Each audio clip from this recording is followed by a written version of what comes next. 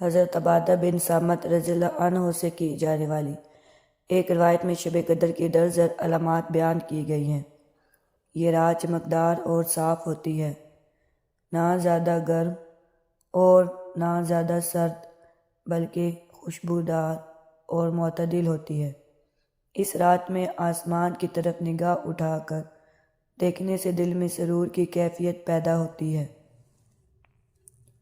اس رات میں شیاطین کو آسمان سے پتھر نہیں مارے جاتے۔ شب قدر کے بعد آنے والی صبح کے سورج میں گرمی اور تیزی نہیں ہوتی۔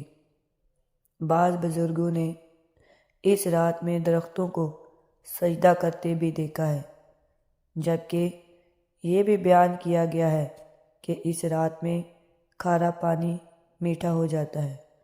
اب میں ذکر کروں گی کہ شب قدر کو پوشیدہ کیوں رکھا گیا۔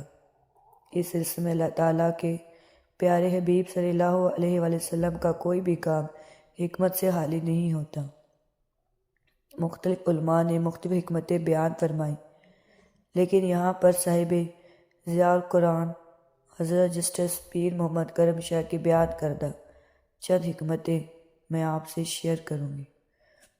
آپ فرماتے ہیں کہ شب قدر کو متعین نہ کرنے میں بھی کئی حکمتیں ہیں، تاکہ مسلمان اس رات کی تلاش میں زیادہ نہیں تو کم از کم 5 تاک راتیں اللہ تعالیٰ کے ذکر اور عبادت میں گزارے۔ اگر رات متعین کر دی جاتی تو لوگ صرف اسی رات کو جاگتے اور عبادت کرتے۔ نیز اگر اس رات کو مقرر کر دیا جاتا تو اسے ذکر و عبادت میں گزارنے والے تو اجر عظیم کے مستحق پاتے، لیکن اسے گناہوں میں صرف کرنے والے بھی سنگین سزا میں مبتلا کیے جاتے، کیونکہ انہوں نے شب قدر کو جانتے ہوئے اسے خدا کی نافرمانی میں ضائع کر دیا۔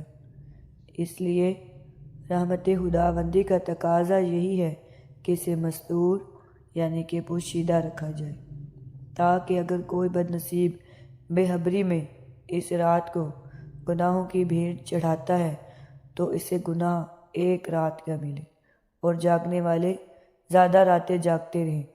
اس عظیم رات کی ہر گھڑی قبولیت سے مالا مال ہوتی ہے۔ ہر لمحہ اللہ کریم کی توجہ اور رحمت کا دریا جو بن پر ہوتا ہے، لہٰذا ہمیں پورے ذوق و شوق کے ساتھ دعا مانگنے کا اہتمام کرنا چاہیے۔ اگر ویڈیو پسند آئے تو ویڈیو کو لائک، شیئر اور چینل کو سبسکرائب ضرور کر دیں۔ جزاک اللہ۔